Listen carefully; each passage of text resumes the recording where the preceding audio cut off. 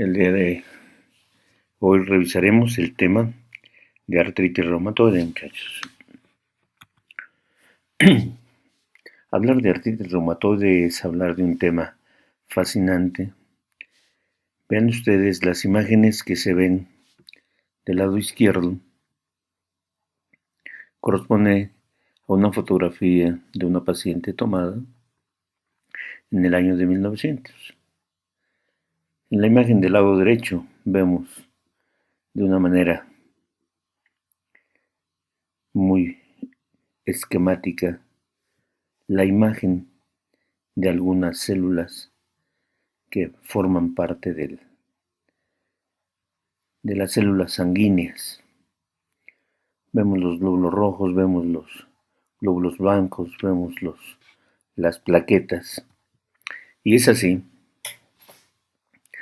que sabemos y se menciona que la artritis reumatoide es una enfermedad autoinmune que tiene características de ser sistémica y que se caracteriza por sinovitis, y esta a su vez produce una destrucción progresiva del cartílago articular y del hueso subyacente, que junto con diversas manifestaciones extraarticulares pueden estar presentes durante el curso de la evolución de la enfermedad.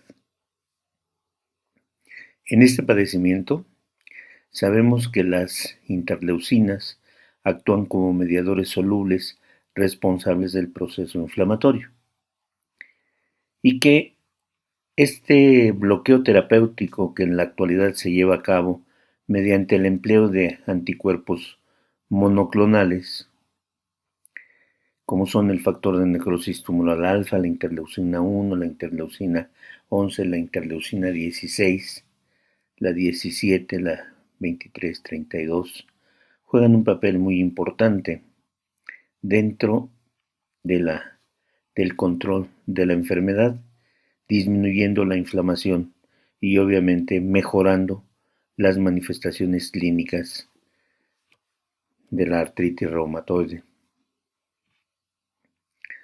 Recordamos que la membrana sinovial de los pacientes con artritis reumatoide se caracteriza por una hiperplasia que de manera secundaria va a dar origen a un aumento en la vascularidad y el infiltrado de células, especialmente linfocitos CD4 positivos, que aparentemente pudieran ser el factor orquestador de la respuesta inmune y del daño potencial. Artritis reumatoide se considera una enfermedad inflamatoria crónica y que tiene una prevalencia de 1.6 en nuestro país.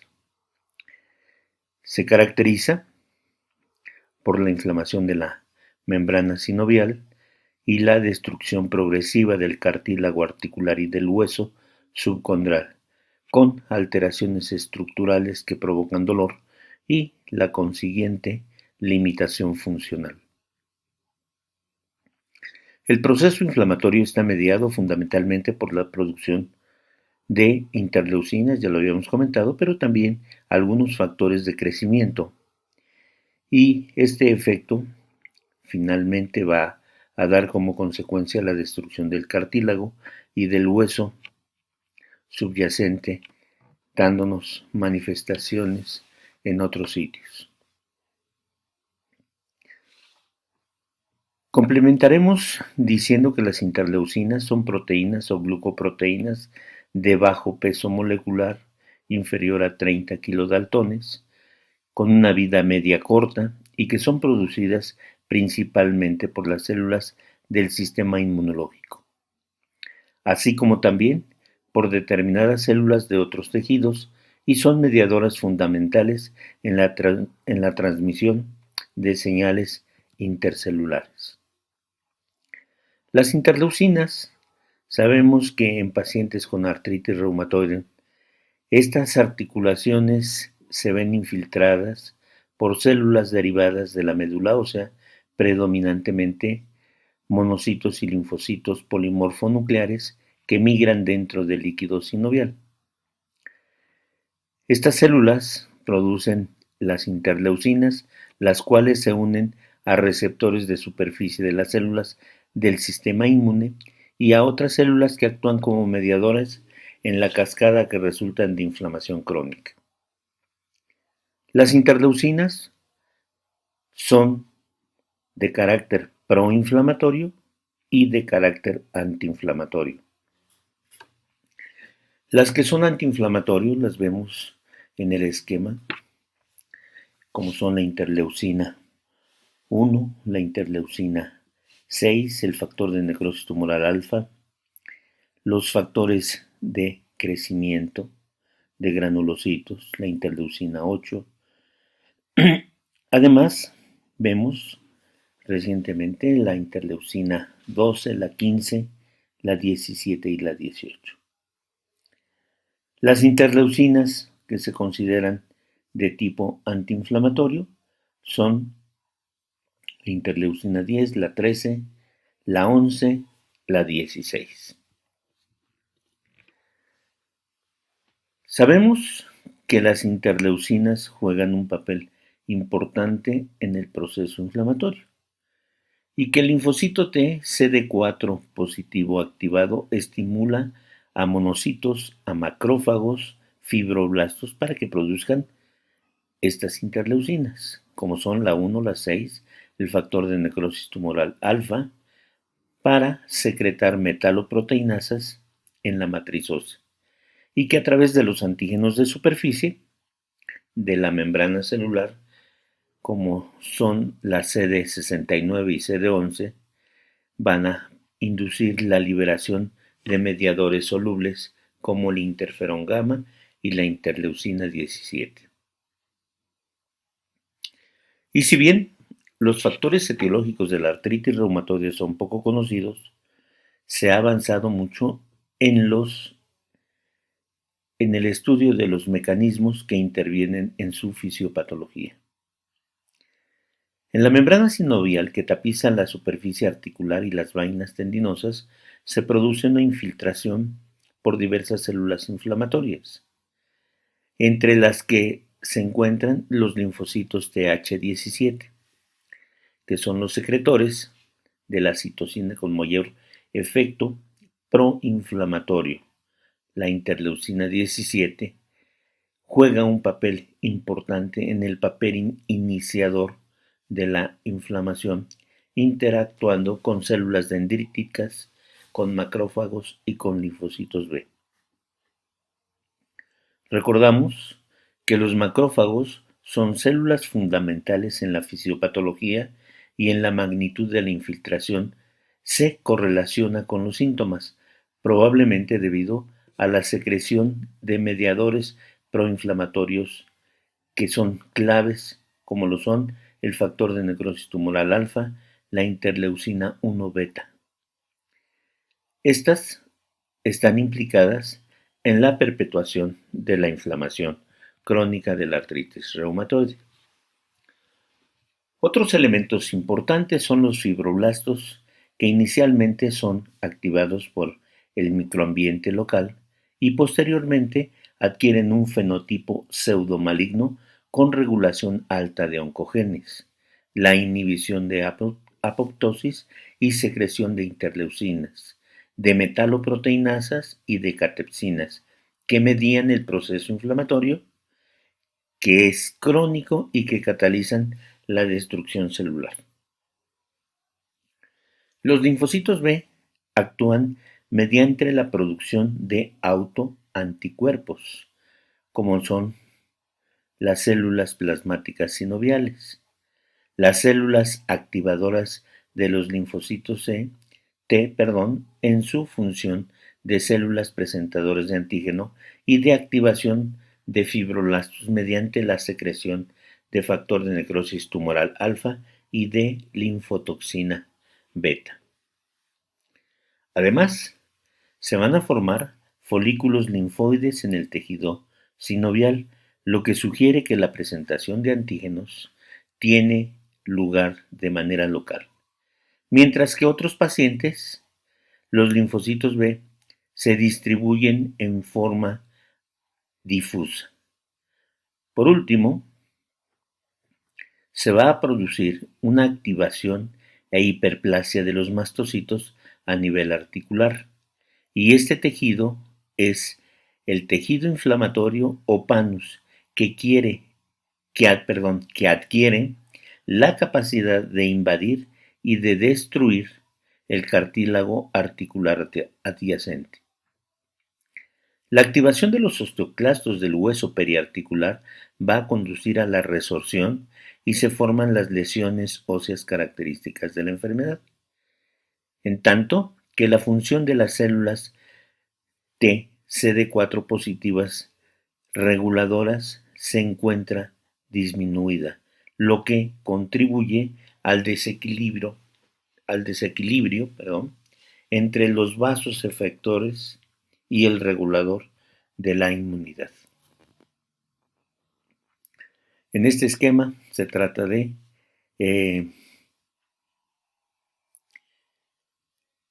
identificar y de correlacionar el efecto que tienen todas y cada una de las acciones de las células Th17, la célula B, la presencia de los polimorfonucleares, la presencia de los osteoclastos, de los fibroblastos, y que obviamente va a dar como consecuencia la perpetuación del proceso inflamatorio. Con este esquema podríamos englobar toda la descripción de la patogenia de la enfermedad. Siguiendo con el proceso inflamatorio, en artritis reumatoide se produce una angiogénesis y esto se refiere a que se van a formar nuevos capilares, a que va a existir una neovascularización a partir de los vasos ya preexistentes, a diferencia de la vasculogénesis o la formación de capilares de novo que se inicia a partir de las células precursoras endoteliales. La angiogénesis es un proceso precoz y crítico en la fisiopatología de la artritis reumatoide y que depende de la activación de la migración y la proliferación de células endoteliales con un papel muy importante que juega la interleucina 17. La artritis reumatoide también puede afectar otros órganos y sistemas, produciendo e induciendo mayor inflamación, mayor fibrosis, dando como consecuencia una arterioesclerosis precoz y dando manifestaciones de tipo sistémico como son una astenia muy marcada, anemia, osteoporosis, y esto es causa importante en la comorbilidad y en la mortalidad de los pacientes. Las citocinas proinflamatorias actúan fundamentalmente con carácter efector como el factor de necrosis tumoral alfa y la interleucina 1, ya lo habíamos comentado anteriormente. Sin embargo, parece ser que estas dos interleucinas actúan sinérgicamente y fueron definidas como las primeras dianas terapéuticas. El factor de necrosis tumoral alfa es un estímulo importante para las células productoras de mediadores inflamatorios, como son las citocinas, las metaloproteinasas, el óxido nítrico y las prostaglandinas E2, mientras que la interleucina 1 beta media la destrucción del cartílago y del hueso a través de la secreción de las metaloproteinasas y la disminución de la síntesis de proteoglicanos. Los inhibidores naturales de las interleucinas proinflamatorias, tales como el antagonista del receptor de la interleucina 1, el antagonista del receptor del factor de necrosis tumoral están incrementados, pero no lo suficiente como para contrarrestar el efecto antiinflamatorio.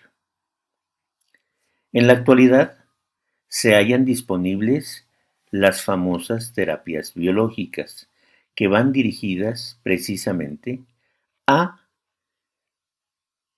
bloquear las interleucinas o a las moléculas expresadas en determinadas células que se encuentra implicada en la etiopatogenia de la artritis reumatoide y que han transformado la evolución de la enfermedad, permitiendo a los pacientes mantener su independencia funcional y mejorando su calidad de vida. El mayor reto en la actualidad consiste en identificar biomarcadores que permitan un diagnóstico más precoz o un marcador pronóstico y nuevas dianas terapéuticas más eficaces que permitan optimizar el tratamiento de manera individualizada.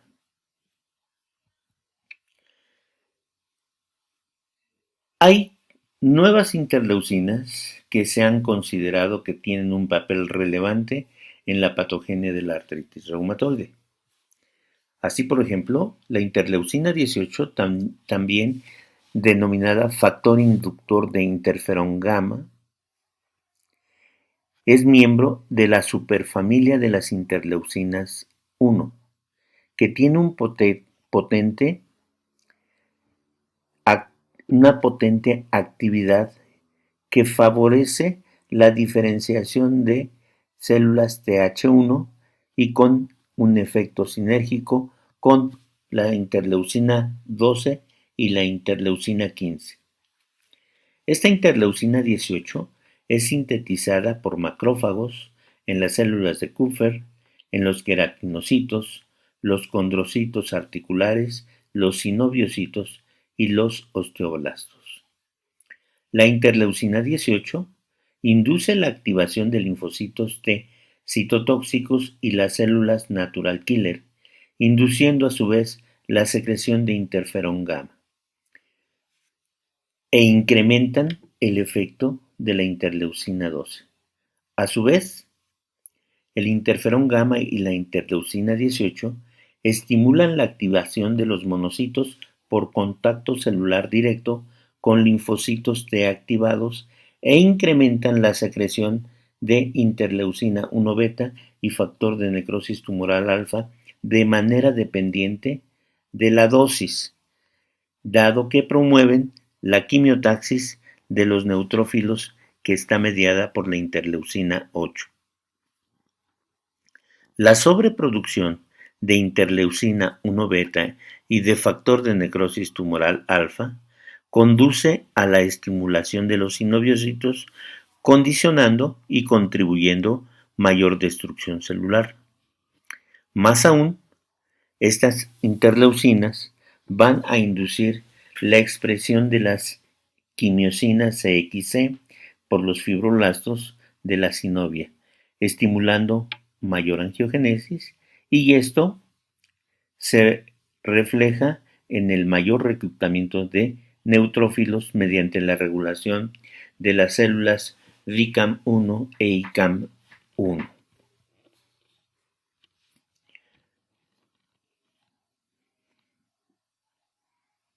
No hay que olvidar el origen de las interleucinas, de la interleucina 18, que pertenece a la superfamilia de la interleucina 1, la interleucina 23, la 27 y la 35, que pertenecen a la superfamilia de la interleucina 12, y la interleucina 21, que pertenece a la familia de las interleucinas 17. Cada una tiene una subunidad diferente y tiene un origen que puede ser macrófagos, células dendríticas o que también puede tener la combinación de las células natural killer y que tienen una función específica. Por ejemplo, la interleucina 18 estimula las células natural killer, induciendo mayor secreción de interferón gamma. La interleucina 23 tiene la función de estimular la producción de interleucina 1 beta con una regulación alta de metaloproteinasas, especialmente la 9, y que le va a dar mayor expansión y mayor supervivencia a las células Th17. En tanto que la interleucina 27 va a aumentar la patología autoinmunitaria, suprimiendo la actividad patogénica de las células Th17 y estimulando la proliferación dependiente de las moléculas STAT3. La interleucina 35 suprime las diferencias mediadas por células Th17 con proliferación de células de linfocitos T CD24 efectoras. Y la interleucina 21 va a tener como función principal la diferenciación del linfocito B con o mediada la activación de los linfocitos T y de las células natural killer. La interleucina 18 se ha descrito que al aumentar los niveles en el líquido sinovial, en el suero de pacientes con artritis reumatoide, se ve mayor producción local de interleucina 18 en el líquido sinovial. Varios estudios sugieren que los niveles de interleucina 18 son un buen marcador de actividad de la enfermedad, que se ha demostrado con la correlación con los reactantes de fase aguda. Las biopsias de la membrana sinovial que se han realizado en estos pacientes han encontrado una expresión elevada de interleucina 18 en casi el 80% de los pacientes, y que esta expresión correlaciona con los niveles de interleucina 1 beta y de factor de necrosis tumoral alfa, con la infiltración por macrófagos, con los sistemas de puntuación de inflamación y con la velocidad de sedimentación globular. Por lo tanto, se ha visto también que los niveles de interleucina 18 en la enfermedad de Still del adulto correlacionan con la puntuación para la actividad clínica y que es un marcador predictivo de disfunción hepática. Entonces, con todo esto, la interleucina 18 se ha asociado al desarrollo de mayores manifestaciones sistémicas y que los niveles se encuentran elevados en la enfermedad de Still en el orden de 1000 veces a las concentraciones normales que vemos, por ejemplo, en otras enfermedades como la artritis reumatoide. También correlacionan con los niveles de ferritina y con los marcadores de gravedad de la enfermedad. Se ha observado en un estudio reciente que existe una correlación con los niveles de interleucina 1 e interleucina 18 y enfermedad cardiovascular asociada a artritis reumatoide. Entonces, no les extrañe ver pacientes que tienen artritis reumatoide con una aterosclerosis acelerada y que pueden tener manifestaciones de índole cardíaco. Otra interleucina también interesante es la interleucina 23. Esta pertenece a la familia de las interleucinas interleucina 6 y la interleucina 12, que promueven efectos proinflamatorios y respuestas antiinflamatorias sinérgicas con la interleucina 12. La interleucina 23 es uno de los factores esenciales para la supervivencia y la expansión de los linfocitos Th17 que producen interleucina 17, interleucina 17F, la interleucina 6, la interleucina 22, factor de necrosis tumoral alfa y el factor estimulador de colonias de granulocitos y de macrófagos. Por otra parte, la interleucina 23 induce la secreción de interleucina 17 por células no T. Esta interacción entre la interleucina 23 y la 17 desempeña un papel fundamental en la inflamación autoinmunitaria sinovial en las fases precoces de la artritis reumatoide, como lo es la fase destructiva de la artritis, promoviendo mayor osteoclastogénesis.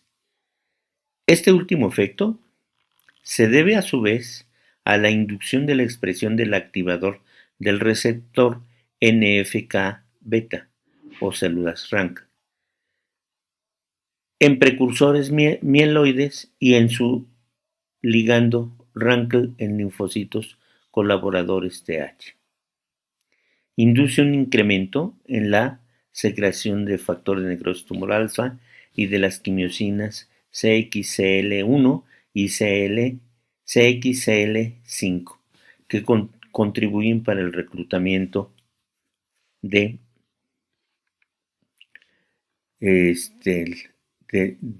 neutrófilos. La interleucina 23 induce la expresión de la ciclooxigenasa 2, la cual a su vez induce la producción de prostaglandina E2, que contribuye al reclutamiento de neutrófilos, estimulando a su vez la producción de interleucina 23, bloqueando el eje interleucina 12 interferón gamma. La interleucina 23 y la interleucina 17 parecen activar directamente a la subpoblación de las células CD, de monocitos y de macrófagos para producir mediadores proinflamatorios como son el factor de necrosis tumoral alfa, la interleucina 1 beta o la interleucina 6, incrementando la producción de quimiosinas CXCL1 y CXCL8 por los neutrófilos y de los activadores de granulocitos por los eosinófilos a través de las moléculas CCL4 e interleucina 1 e interleucina 6. También se ha descrito que este eje regula el aumento de metaloproteinasa 9 y favorece mayor angiogénesis, pero disminuye la infiltración por linfocitos CD8 positivos. Además, el eje interleucina 23 e interleucina 17 ejerce un factor de retroalimentación positiva sobre su propia producción de los fibroblastos sinoviales, perpetuando la inflamación de la artritis reumatoide. Si bien los inductores naturales de la interleucina 23 son las infecciones bacterianas y algunos virus, puede modularse también por las respuestas inmunológicas adaptativas. Su producción está finamente regulada por combinaciones de citocinas a dosis bajas de factor estimulante de células beta junto con interleucina 6 e interleucina 1 y que incrementan la expresión del receptor de interleucina 23, favoreciendo la diferenciación de Th17. La interleucina 23 no es necesaria para el desarrollo inicial de una respuesta Th17, pero amplía o estabiliza el fenotipo Th17. La interleucina 23 estimula la producción de interleucina 1 beta y de factor de necrosis tumoral alfa a través de una subunidad, la P19, en los sinoviocitos y que se encuentra sobreexpresada en la artritis reumatoide. La interleucina 23 también induce, además de la osteoclastogénesis, por dos vías independientes, actuando una sobre los precursores mieloides, induciendo la expresión de factores RANKL y regulando de manera indirecta la expresión del ligando RANKL por los osteoblastos. Estas proteínas, la interleucina 23, en el líquido sinovial, en el suero y en tejido sinovial, han estado ausentes en pacientes sanos o con artrosis.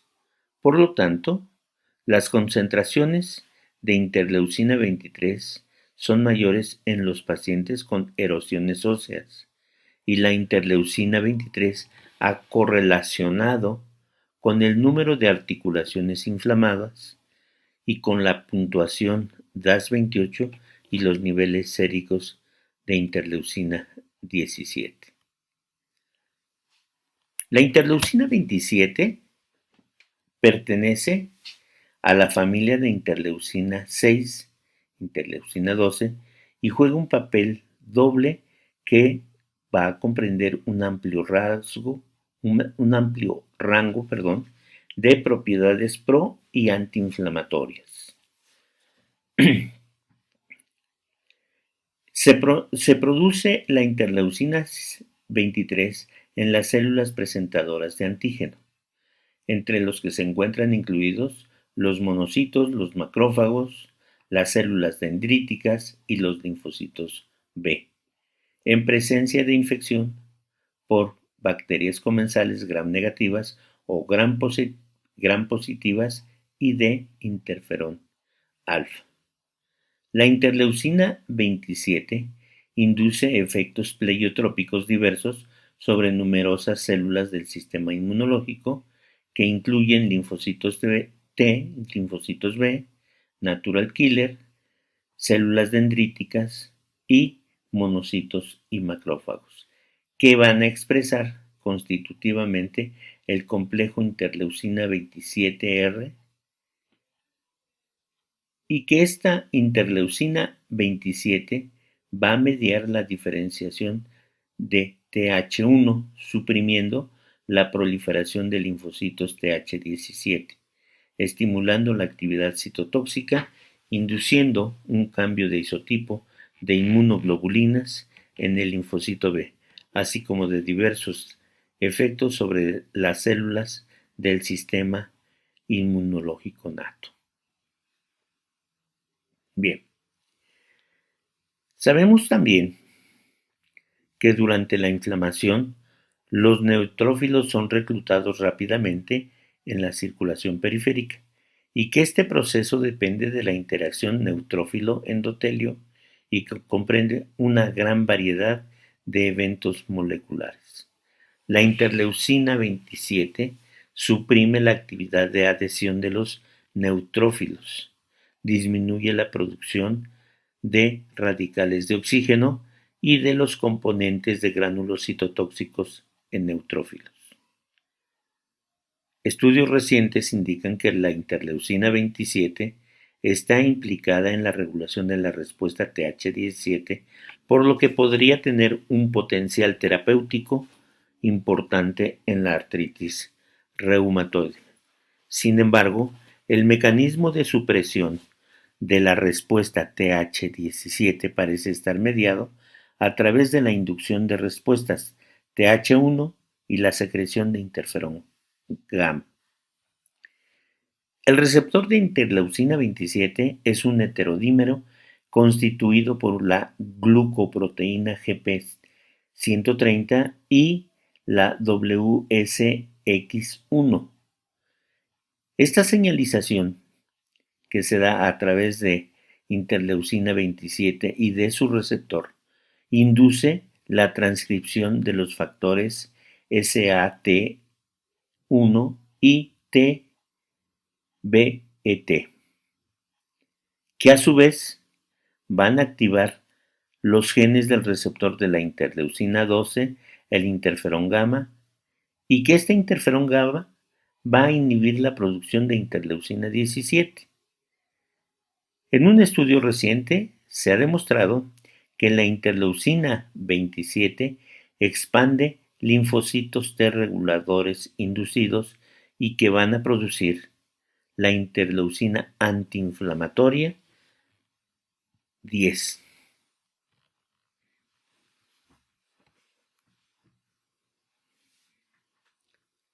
La interleucina 27 también va a tener un efecto importante sobre los linfocitos Th1 y sobre los macrófagos, dado que los atraen. Y esto se demuestra en que la interleucina 17 induce la secreción de metaloproteinasa 1 en pacientes afectados con interleucina 27. La interleucina 32 es una citosina proinflamatoria que tiene 6 isoformas. Inicialmente se denominaron transcrito NK4 por encontrarse en las células NK y en linfocitos T activados. El receptor de la interleucina 32 es la proteinasa 3 o PR3 y el interferón gamma inducida por estas células se considera que es un potente inductor de la actividad de la proteinasa 3. Posteriormente, se observó en células epiteliales que son una fuente muy importante de la interleucina 32. Los sinoviocitos con forma de fibroblastos en artritis reumatoide producen una gran cantidad de interleucina 32 y su expresión de ácido ribonucleico mensajero es muy alto, comparada con otros procesos inflamatorios, por lo cual esto apoya un papel fisiopatológico importante en la artritis reumatoide.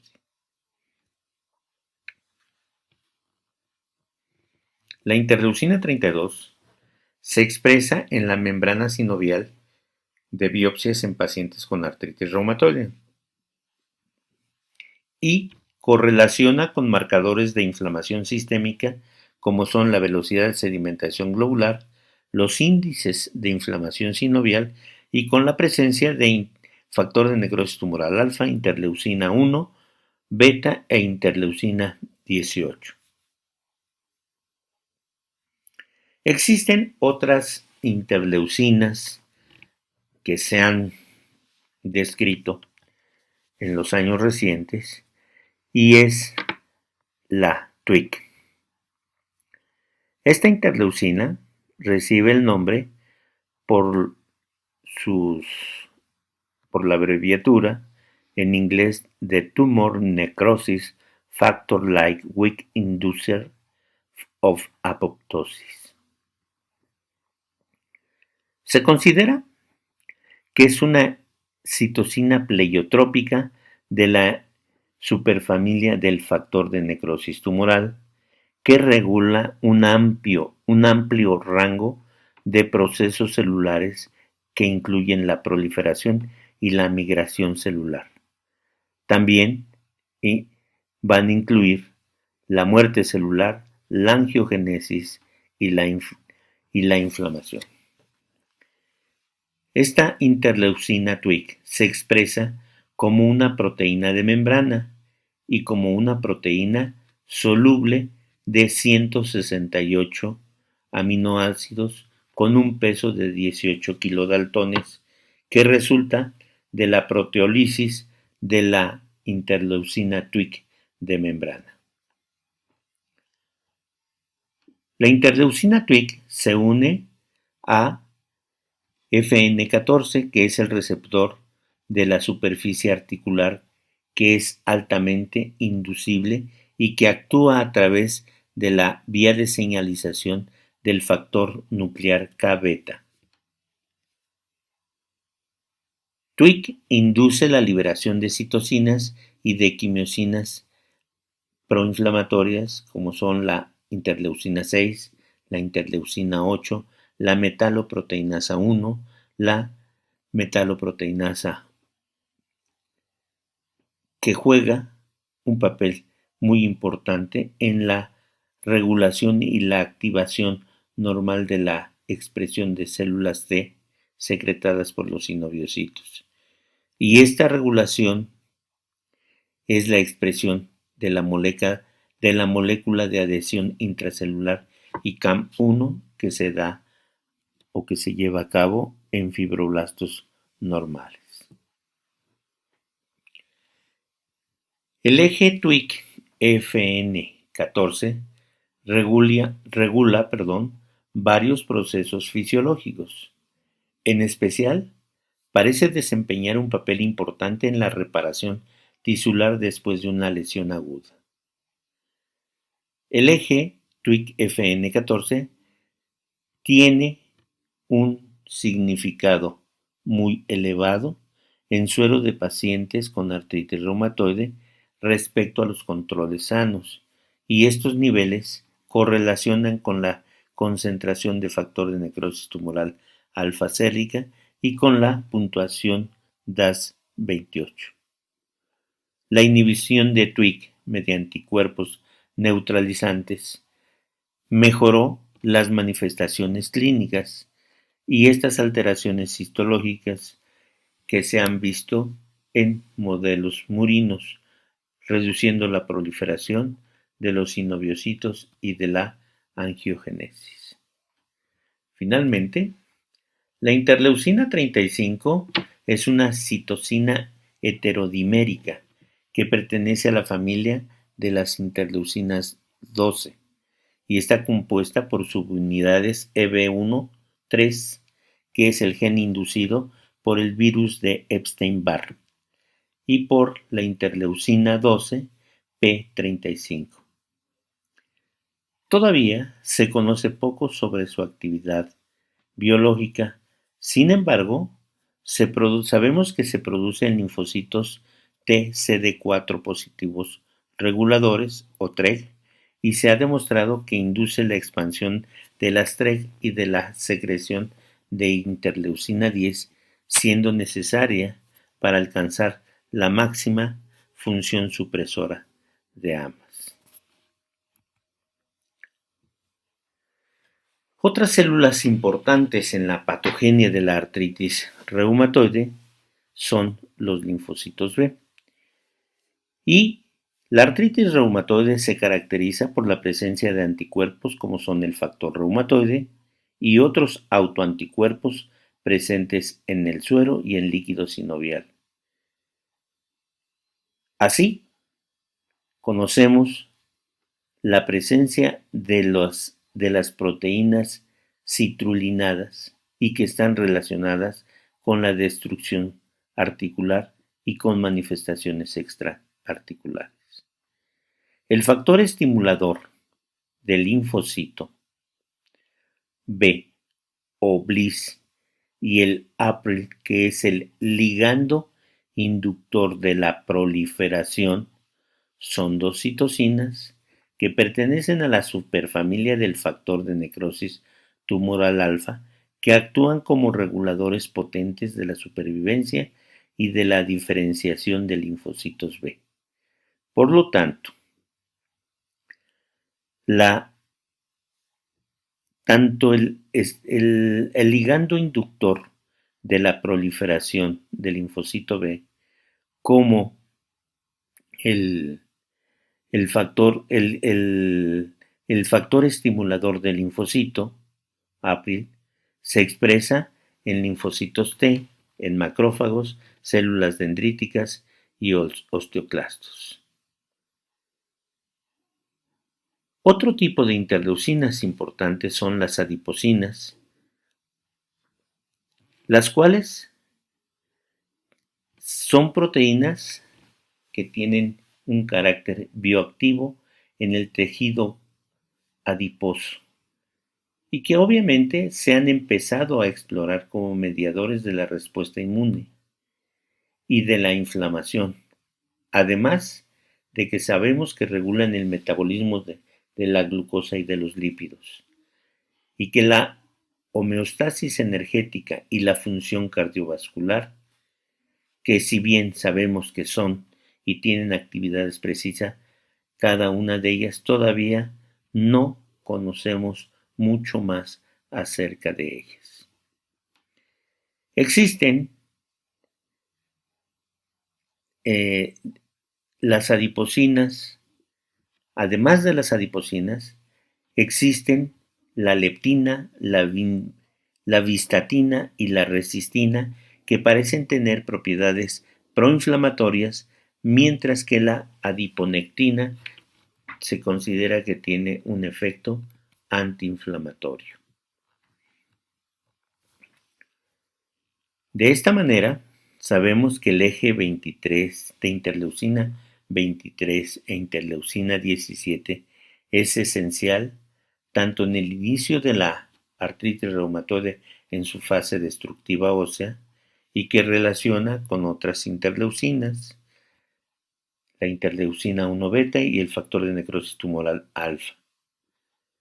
La interleucina 18 podría utilizarse como un marcador predictivo de afectación cardiovascular, como comorbilidad importante en la artritis reumatoide, y que el bloqueo de los factores de proliferación y supervivencia de linfocitos B, tanto el BLyS, el APRIL, pueden ser útiles en el tratamiento de la artritis reumatoide y se encuentra presente en varios ensayos y ya en algunos medicamentos que están saliendo últimamente.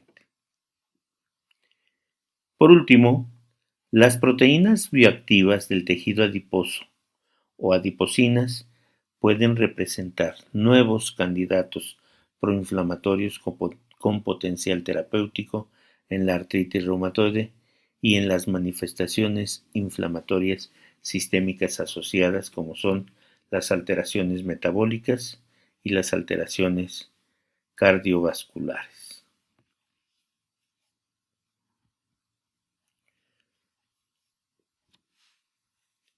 La artritis reumatoide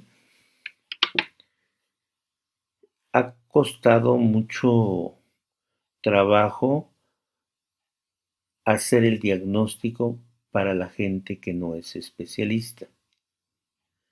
Y es así que en el año de 1997 el Colegio Americano de Reumatología estableció los criterios para la artritis reumatoide. Son 7 criterios.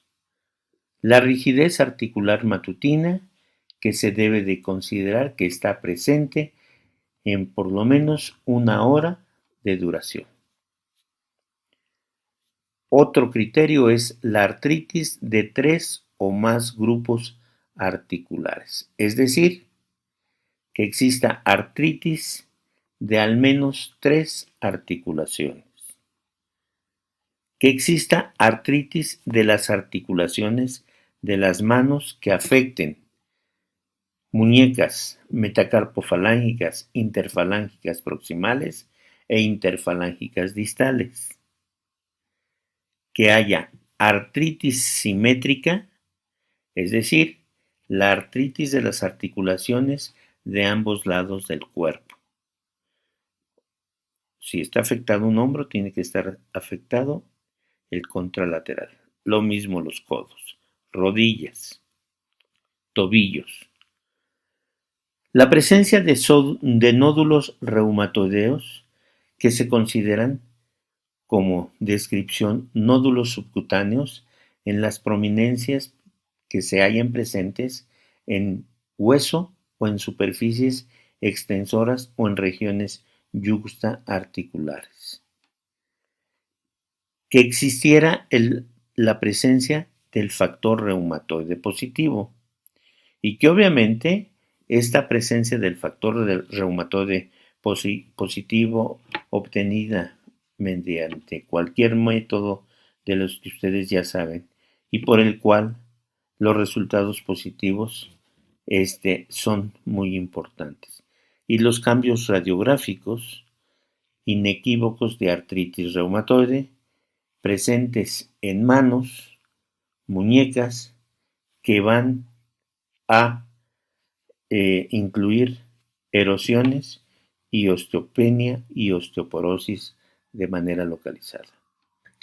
Era así que estos criterios durante muchos años estuvieron presentes. Con 4 criterios de estos eran suficientes para establecer el diagnóstico de artritis reumatoide. Y así fue como se estuvieron diagnosticando algunos pacientes. Sin embargo, dado que había todavía algunos pacientes que recientemente habían iniciado o que les costaba mucho trabajo tener un diagnóstico adecuado y sobre todo un pronóstico, fueron establecidos los nuevos criterios para la artritis reumatoide. Esto es, que se presentara al menos una articulación con sinovitis clínica, es decir, que hubiera al menos una articulación inflamada y que dicha sinovitis no pudiera explicarse por el padecimiento de otra enfermedad.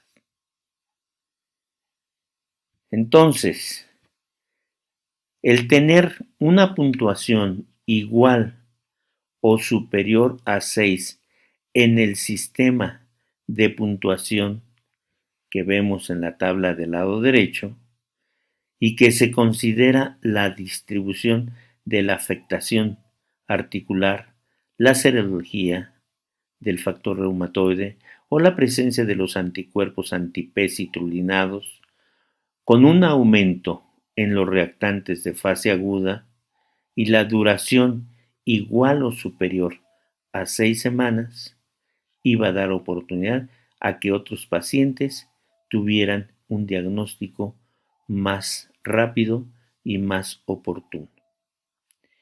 Estos criterios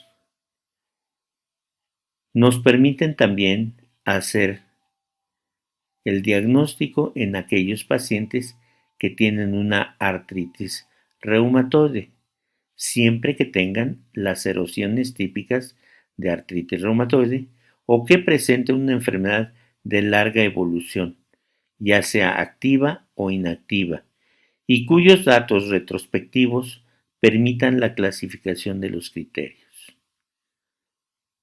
En este escenario encontramos a la artritis de reciente inicio en individuos que no cumplían en un momento con los criterios, pero que cumplen con la evolución del tiempo. En la parte baja, en rojo, se encuentra la clave de las abreviaturas.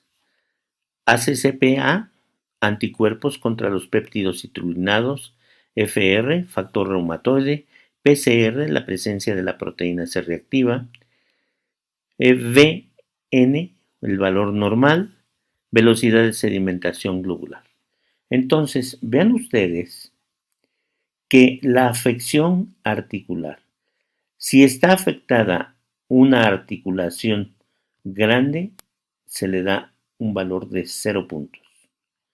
Pero si hay de 2 a 10 articulaciones grandes afectadas, se da 1 punto. Si hay de 1 a 3 articulaciones afectadas, se le dan 2 puntos. Si hay de 4 a 10 articulaciones pequeñas afectadas, se le da 3 puntos.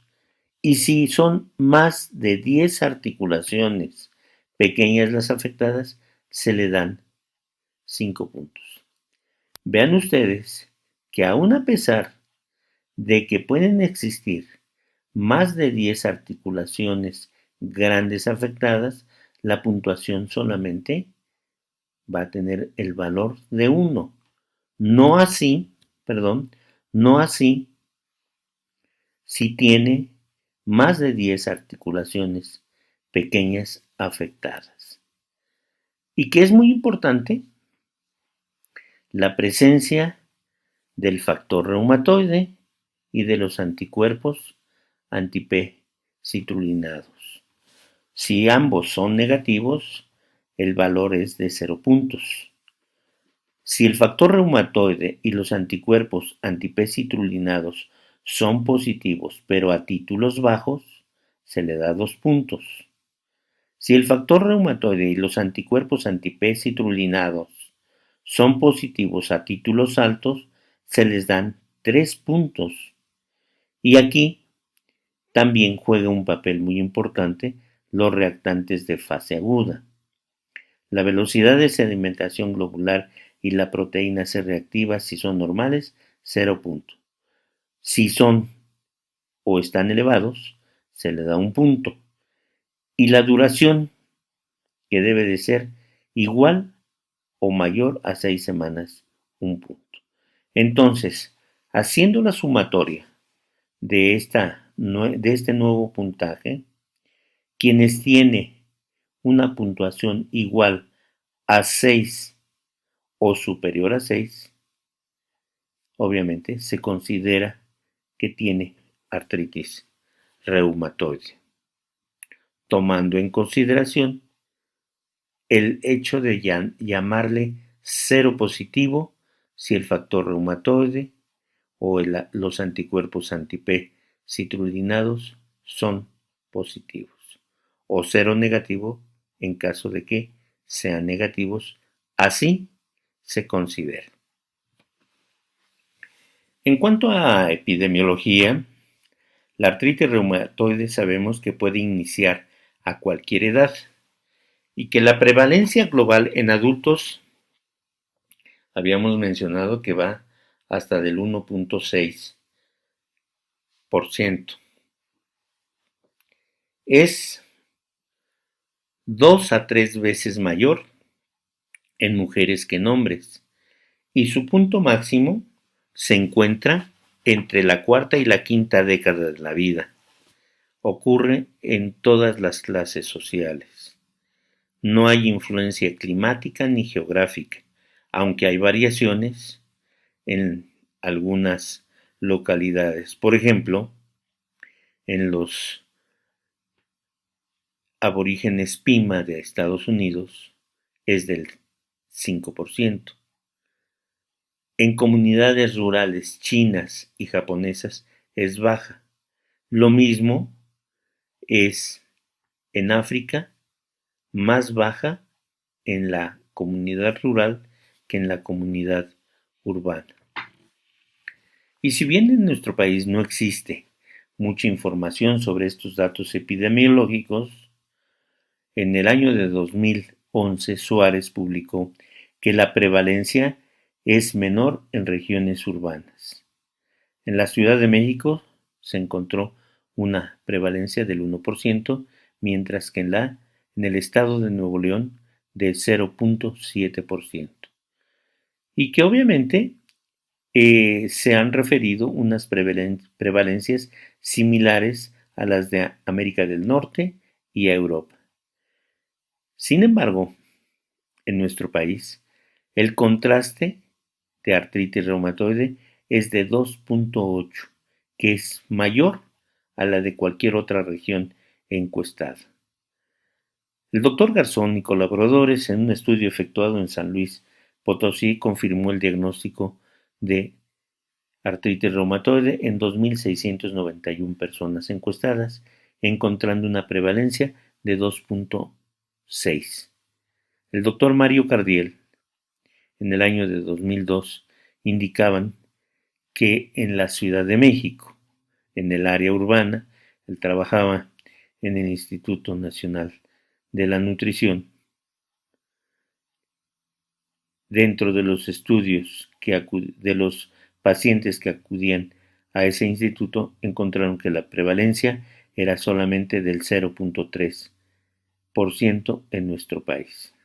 Sin embargo, Carlos Abud, en San Luis Potosí también en el 2001, reportó que la incidencia en nuestro país por cada 100.000 habitantes era de 35.9 en mujeres y de 14.3 en hombres.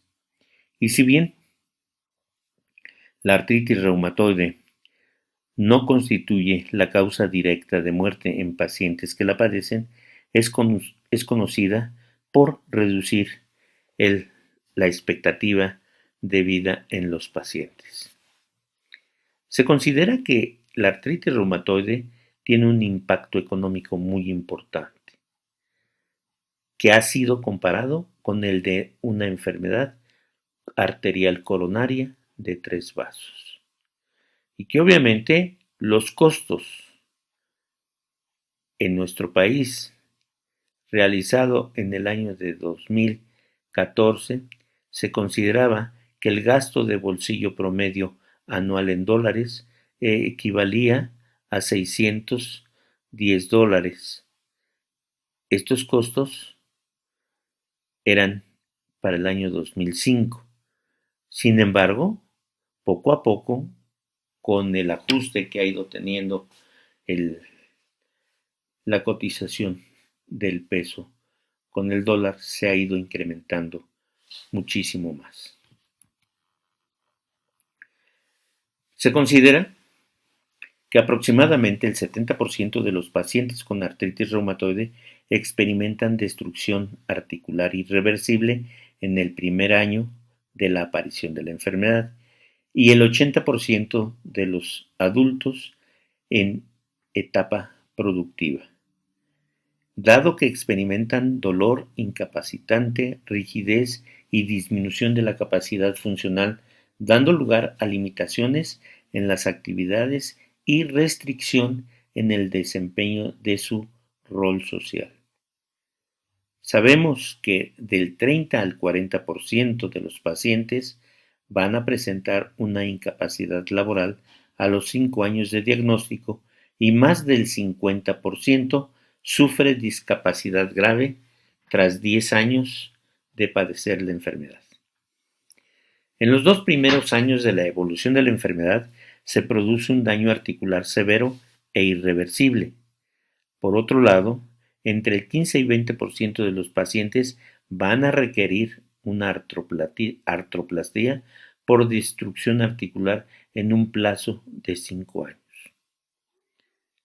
Diversos estudios han demostrado que los pacientes con artritis reumatoide sufren peor calidad de vida en todas sus dimensiones que la población en general, debido a que suelen limitar sus actividades diarias, por lo que la realización de estas actividades van a desencadenar la aparición o el agravamiento del dolor, determinando que el paciente no pueda llevar sus actividades de la vida diaria, por lo cual se supone un deterioro en las expectativas normales del paciente enfermo, induciendo a problemas de tipo psicológico como ansiedad y depresión.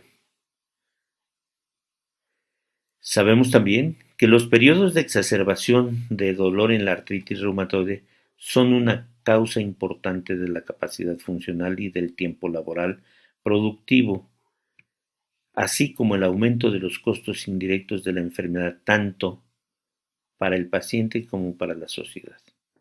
Por este motivo, es esencial recordar que debemos de hacer una correcta evaluación y un manejo clínico de los pacientes para tratar el dolor. En la actualidad sabemos que existen varios tratamientos. En este pequeño cuadro se va a tratar de compilar, se hace una compilación de las terapias biológicas, las cuales tienen una característica, que detienen la progresión y en casos avanzados van a recuperar la función casi por completo, llegando a tener una función entre el 90 y el 95%. Estas nuevas terapias biológicas van a llevar a la remisión y por lo tanto a la reintegración del paciente a la vida productiva e independiente. Sin embargo, solo el 5% de los 2 millones de habitantes que se consideraba que tenían artritis reumatoide hace algunos años tienen acceso a estos medicamentos. Vemos, por ejemplo, el Abatacept, que va a tener efecto sobre la coestimulación de las células T, para que a su vez tenga efecto sobre la activación de las células T activadas. El rituximab es un anticuerpo monoclonal anti-CD20 que va a actuar sobre células B, en tanto que el factor de la terapia biológica dirigida contra factor de necrosis tumoral alfa, como son el etanercept, el infliximab y el adalimumab, van a bloquear el factor de necrosis tumoral alfa. El anakinra va a bloquear la interleucina 1, sin embargo, en nuestro país no está disponible. El tocilizumab o el medicamento, el anticuerpo monoclonal que va a bloquear el efecto de interleucina 6, lo tenemos ahí presente. Por lo tanto, esto va a hacer que disminuya la producción de autoanticuerpos y que el efecto que tienen estos autoanticuerpos sobre los osteoclastos y los condrocitos disminuyan el efecto antiinflamatorio y que a su vez disminuyan la inflamación articular y la destrucción ósea y del cartílago. Por ser una enfermedad crónica no transmisible, impone a los pacientes y a sus familias, así como a la sociedad en su conjunto, un alto costo económico, social y psicológico que va a estar asociada con un deterioro muy significativo en la calidad de vida de los pacientes. Se ha considerado que la expectativa de vida va a verse reducida en hasta 23 o 25 años. Por lo tanto, se ha estudiado que hay una prueba de la aceleración de la arteriosclerosis que ve reflejada por diferentes factores y que obviamente juega un papel muy importante en la calidad de vida de los pacientes. Esto, a su vez, va a hacer que se reduzca la capacidad para hacer ejercicio y que las alteraciones metabólicas que se ven mediadas por el empleo de esteroides, el sobrepeso, la diabetes inducida por ellos, obviamente va a predisponer que además de la arteriosclerosis exista una vasculitis subclínica, sin olvidar el riesgo global de neoplasia que puede estar incrementada por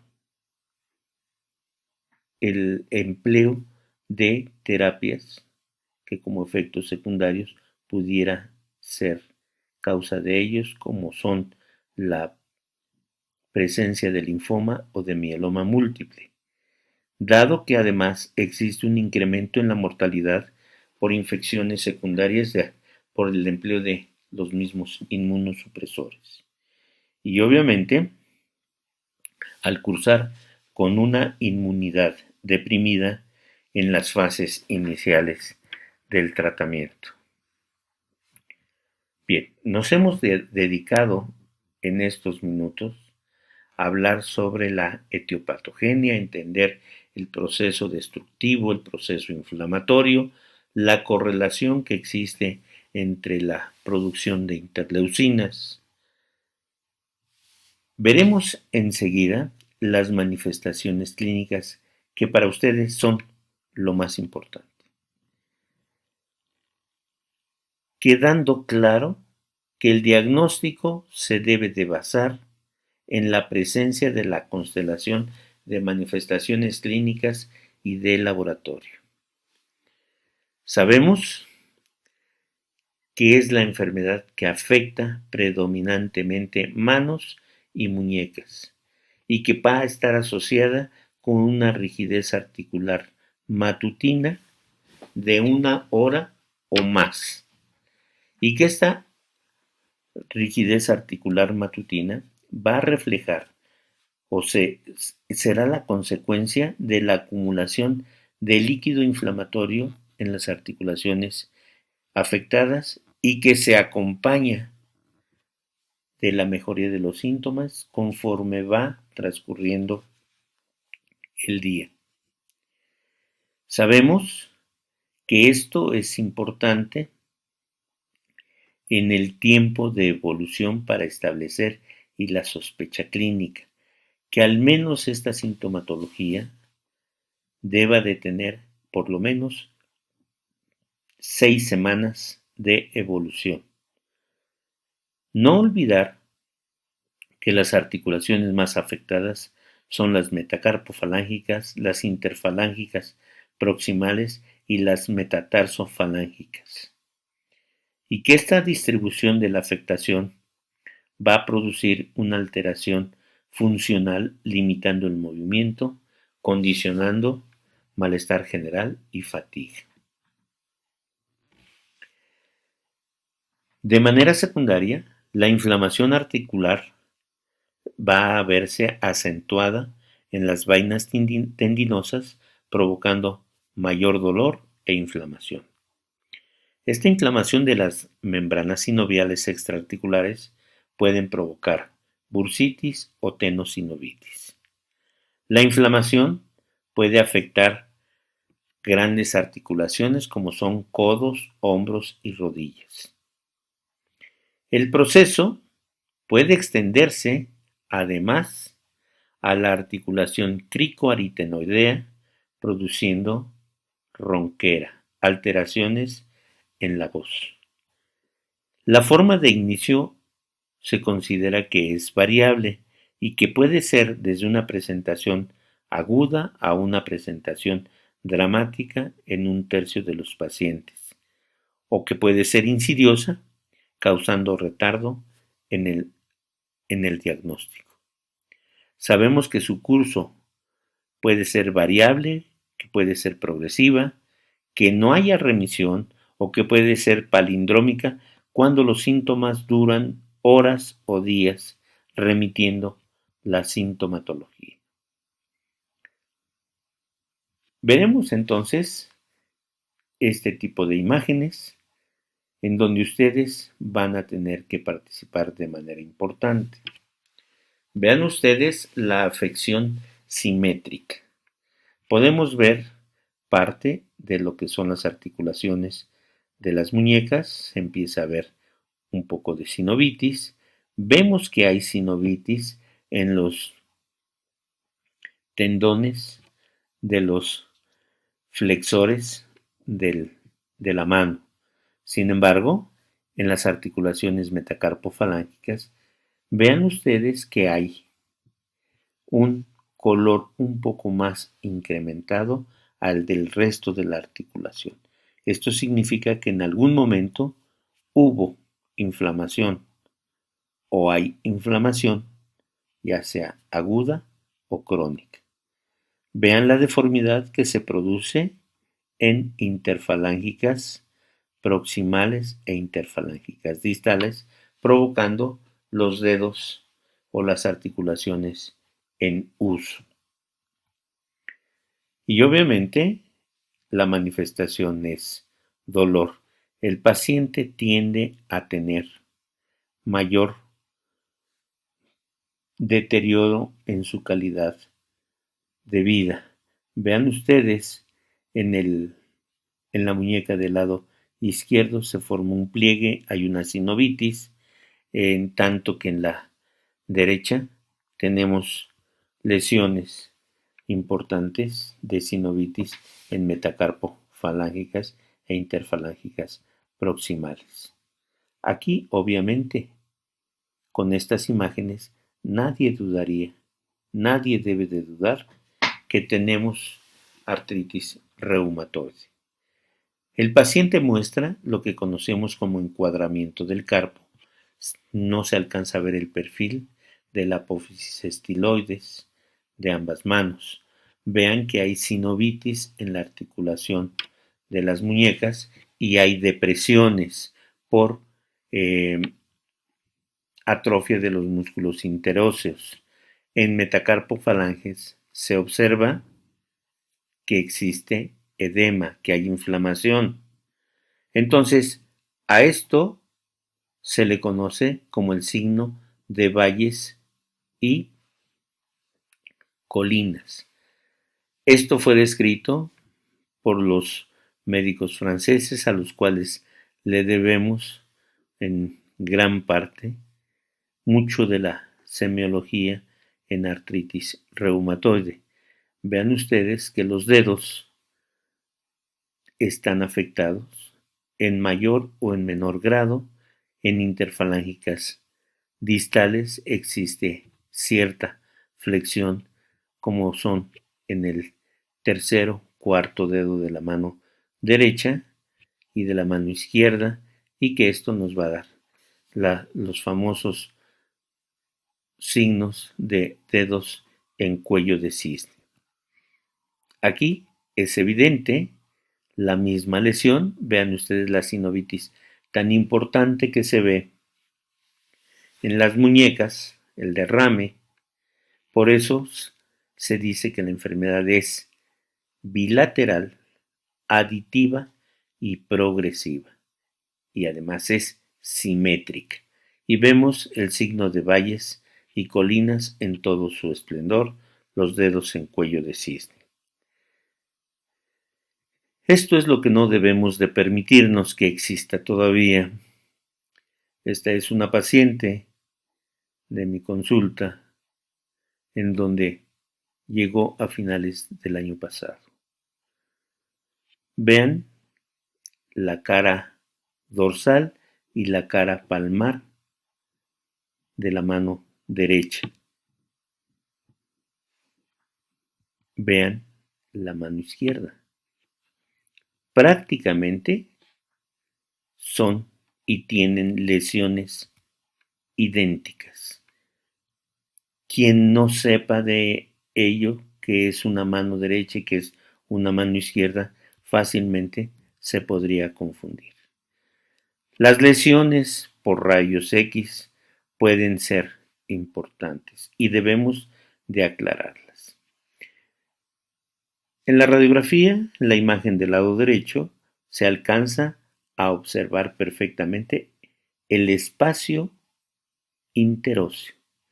Sin embargo, en la cuarta articulación metacarpofalángica en la cabeza, y aquí vean ustedes en la primera falange se ve una pequeña erosión.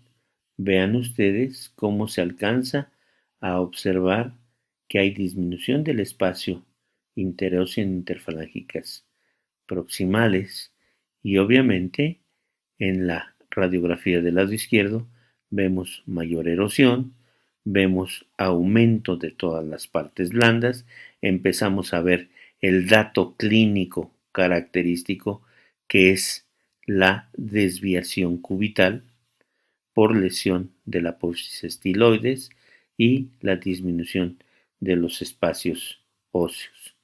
En esta, vean ustedes, se alcanzan a definir perfectamente las lesiones iniciales de las erosiones en las interfalángicas.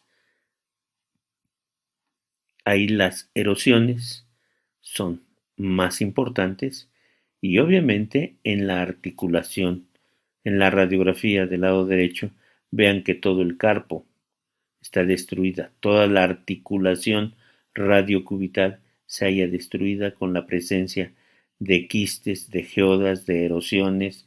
Aquí ya no es posible determinar dónde empieza, dónde terminan los huesos del carpo y las erosiones que existen en metacarpofalángicas.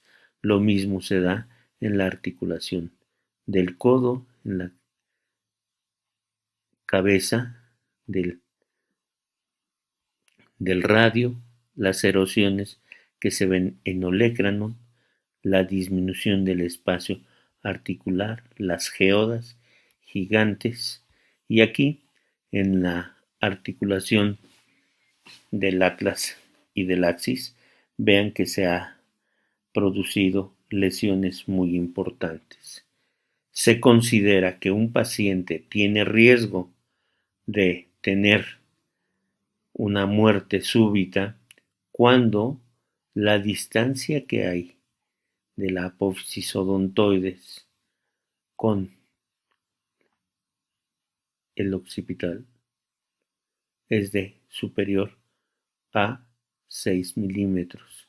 Y obviamente esto se puede fracturar y el paciente puede tener un fallecimiento inmediato. Entonces hay que tener mucho cuidado cuando estamos haciendo la exploración.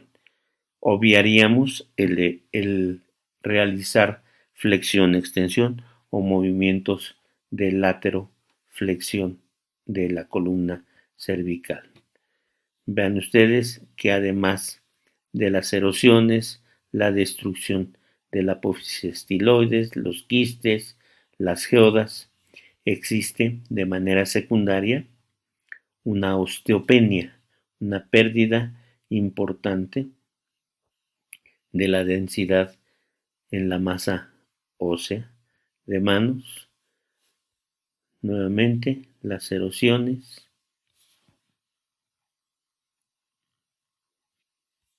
la anquilosis que produce de manera importante, y pues ahora sabemos, con la ayuda, con el apoyo del ultrasonido, es posible identificar lesiones en etapas más tempranas, como son las sinovitis, como son las pequeñas erosiones, y que con el empleo del ecodoppler color podemos obtener algunas lesiones más incipientes y con una mayor nitidez y una mayor exactitud que la misma radiografía, con la presencia de las erosiones. Vemos la sinovitis en la escala de grises, que obviamente se ven alterados.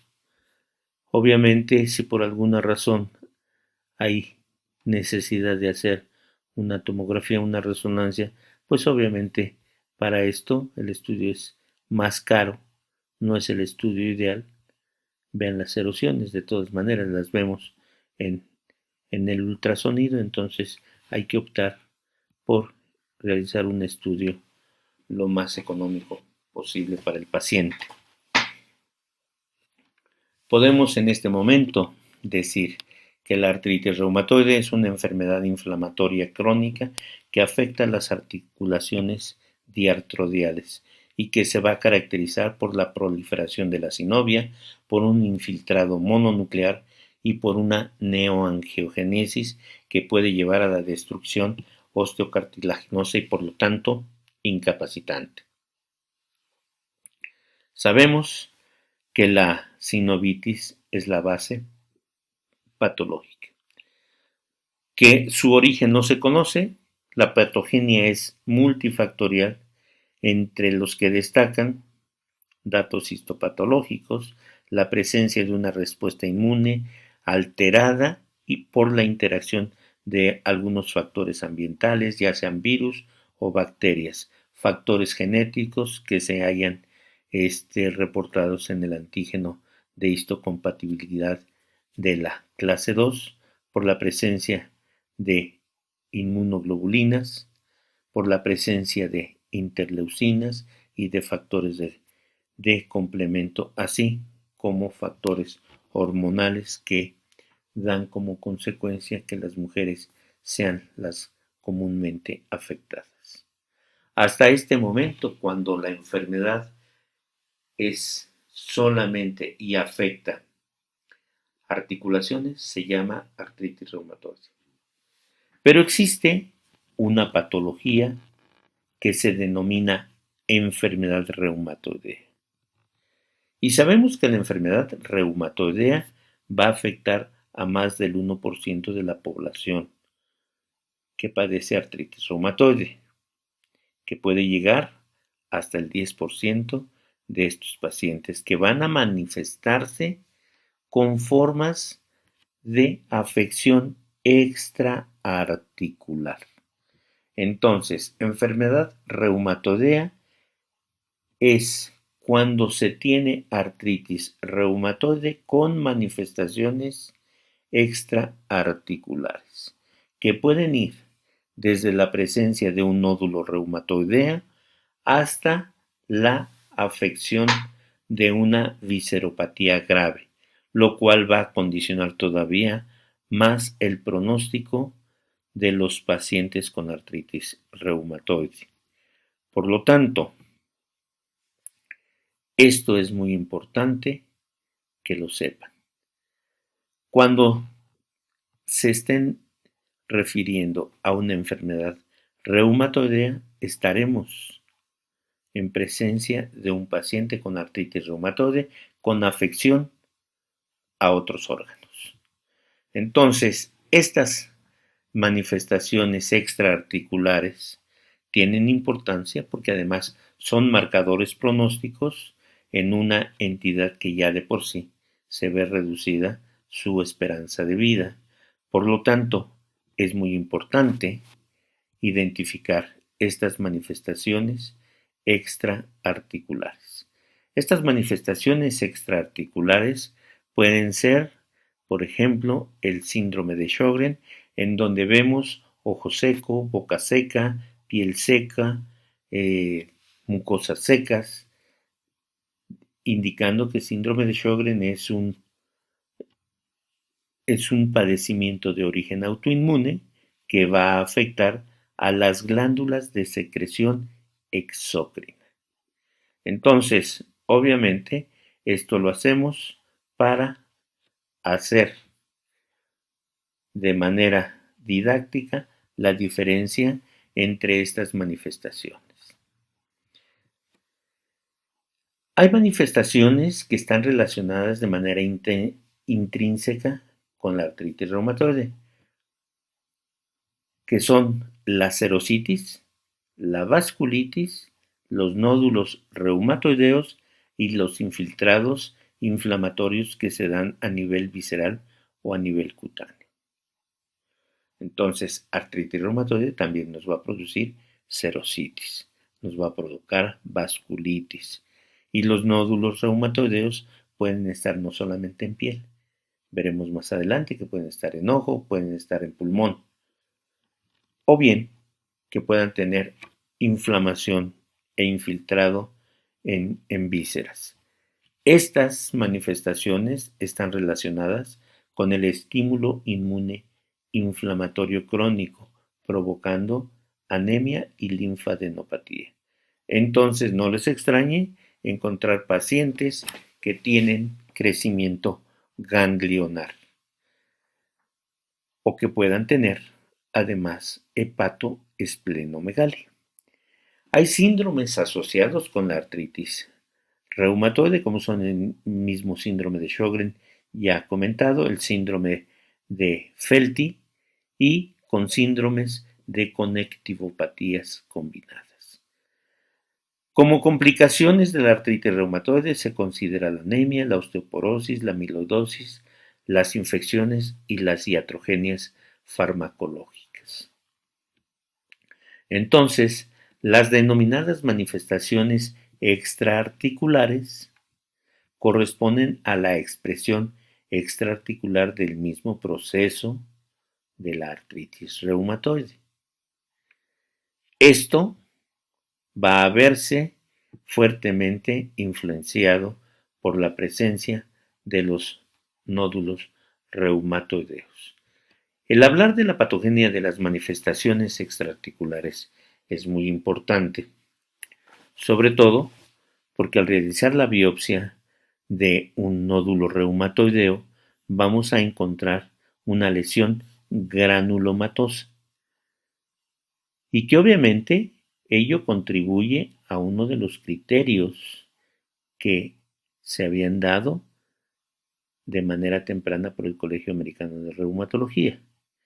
Estos granulomas están dados por una zona central que contiene o que está formada por necrosis fibrinoide. Se encuentra rodeada de una célula empalizada de células epitelioides y de fibroblastos, y por fuera por una célula de coronas inflamatorias de tipo mononuclear.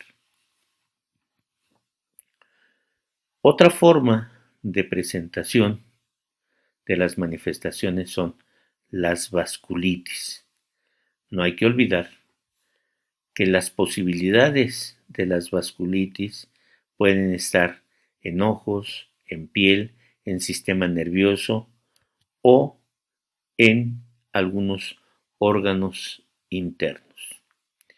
También es posible encontrar, aparte de los anticuerpos antinucleares positivos en estos pacientes, los anticuerpos antiendotelio, los anticuerpos antifilarina y los anticuerpos anticitoplasma del neutrófilo o los ANC.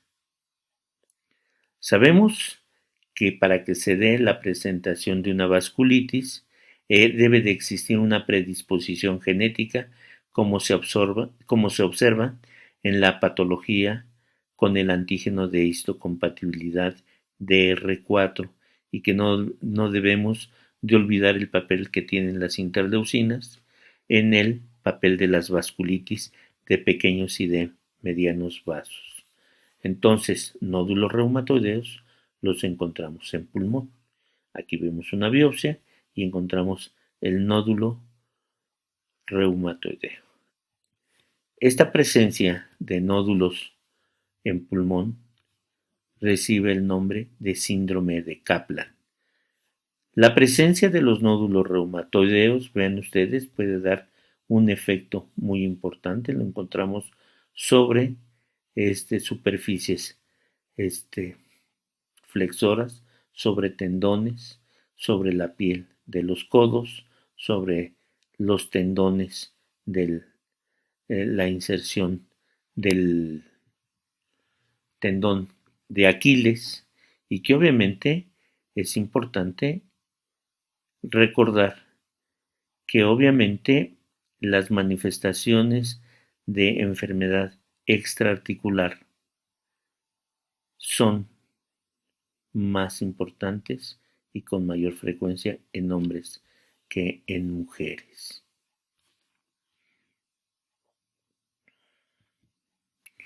Vemos las vasculitis tipo púrpura, que fue una de las primeras manifestaciones, las vasculitis que fueron descritas en pacientes y que obviamente, de acuerdo al espectro que se tiene, de acuerdo, puede ser de pequeños, de medianos o de grandes vasos, obviamente tienen la misma frecuencia en hombres que en mujeres y que el curso es episódico y es recidivante con una morbilidad muy significativa y una mortalidad casi del 50% a los 5 años.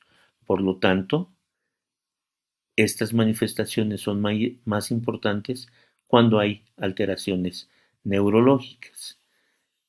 Estas vasculitis pueden presentarse en cualquier área, tanto en piel como en ojo, y obviamente pueden causar gangrena, tejido muscular, que pueden darnos manifestaciones muy importantes en el sistema nervioso. son muy frecuentes la presencia de las mononeuritis múltiples y obviamente estas conllevan un peor pronóstico, especialmente cuando hay alteraciones del sistema nervioso central.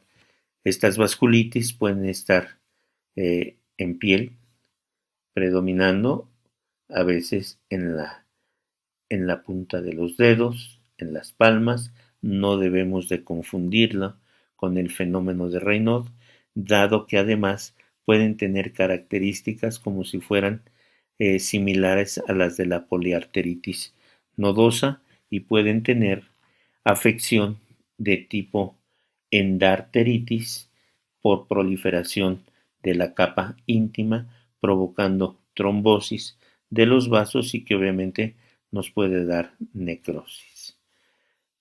Otra forma de presentación de las vasculitis puede ser en cualquier órgano: hígado, pulmón, riñón o en cualquier tejido abdominal. Entonces, es importante establecer que hay vasculitis asociadas a los alelos del antígeno de histocompatibilidad del DRB104, que son los que vemos en pacientes con síndrome de Felty, que se caracterizan por hepatoesplenomegalia, la presencia de úlceras y de trombocitopenia.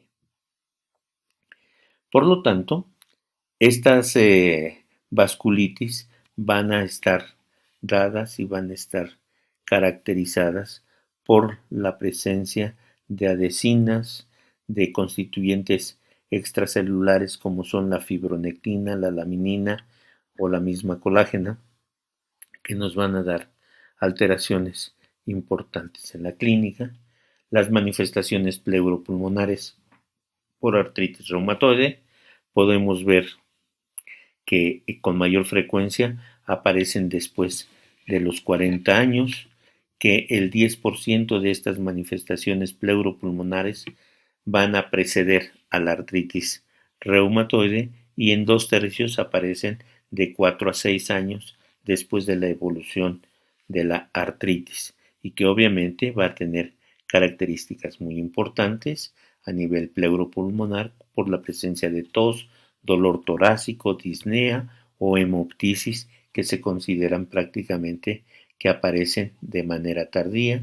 Vean la presencia de los nódulos pulmonares y vemos como característica el síndrome de pulmón encogido. Existen una patogenia para que se den las manifestaciones pleuropulmonares que pueden ser factores genéticos o poligénicos, factores exógenos que están en relación con virus y bacterias, por hipersensibilidad a fármacos, por inhalación de humos o de polvos tóxicos, por aspiración de tejido gástrico o por sobreposición con otras conectivopatías como son el síndrome de Sjögren o que se encuentran por una disregulación inmune entre células inmunes y el endotelio, así como desajustes de proteasas y antiproteasas. Es importante tener en consideración que las manifestaciones pulmonares de la pleuropulmonares de la artritis reumatoide se pueden caracterizar porque tengan pleuropatía con o síndrome de derrame, que haya nódulos pulmonares con o sin coniosis, como es el síndrome de Kaplan, que haya neumonitis o alveolitis intersticial difusa, que haya alteración de las vías aéreas, que haya vasculitis con o sin hipertensión arterial pulmonar, la presencia de fibrosis apical, el síndrome de pulmón encogido o que haya patología propiamente limitada a la pared torácica, la presencia de miopatías, la presencia de alteraciones costovertebrales o externales o condritis o lesiones óseas. Vean ustedes el proceso inflamatorio del pulmón con el proceso de fibrosis importante. Vean todas las alteraciones que se pueden dar en enfermedad reumatoidea en el aparato pleuropulmonar. Tenemos varios métodos de estudio para estudiar la presencia de la patología pleuropulmonar, como son la presencia de los nódulos reumatoideos. Y aquí se expresa los métodos de estudio para la patología pleuropulmonar en artritis reumatoide, siendo de la de mayor sensibilidad y de mayor especificidad la biopsia pulmonar. Tenemos otras, el método clínico, el método radiológico, el método analítico, las pruebas de función pulmonar, la gammagrafía con galio, la TAC pulmonar de alta resolución, el lavado bronquioalveolar y la biopsia transbronquial. Sin embargo, la mejor es la biopsia, que obviamente tiene que realizarla una persona que tiene una experiencia importante. Vamos a encontrar como pleuropatía la presencia de derrame pleural, y obviamente no hay que olvidar que el líquido pleural es un exudado con un aumento de proteínas de 4 gramos por decilitros o más, y que la presencia puede ser de 300 a 3500 mononucleares, y la presencia de linfocitos, además de la presencia de fagocitos degenerados con o sin eosinófilos, y siendo lo más típico es que haya macrófagos que hayan ingerido inmunoglobulina de la clase IgM, que se encuentra en el citoplasma, y a estas células se les conoce como ragocitos. La presencia de lactato deshidrogenasa o de HL, la adenosinomin de